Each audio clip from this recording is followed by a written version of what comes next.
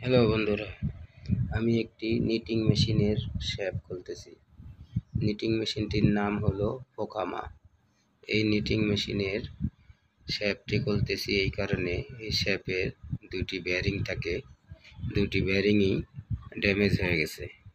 এই বেয়ারিং খোলার জন্য আমি এই শ্যাপটি খুলতেছি।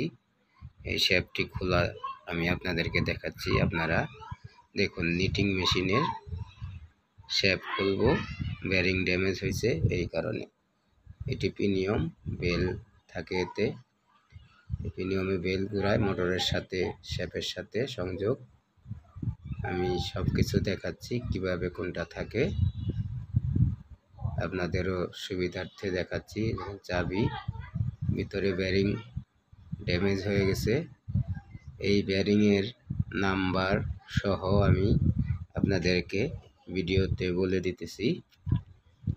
এখন আমি চেষ্টা করলাম, বেয়ারিংটি বের হওয়ার জন্য হবে না, চাবিটি আগে খুলে নিতে হবে।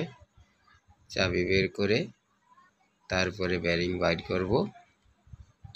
তার আগে দেখুন আমি কিভাবে এটা বের করে নিতেছি। ওই যে দেখুন কিভাবে গজে। এটা বেয়ারিং খোলার পরে দেখব কি সমস্যা, বেয়ারিং নাকি শ্যাপ ক্ষয়ে গেছে। বন্ধুরা, এই বেয়ারিংটা আমি খুললাম, দেখুন এই যে অয়েল সিল বের করতেছে। এটা বেয়ারিংয়ের নাম্বার 30,209 ট্যাপার রোলার বেয়ারিং। দেখুন শ্যাপটিও ক্ষয়ে গেছে, বেয়ারিংও ড্যামেজ হয়ে গেছে।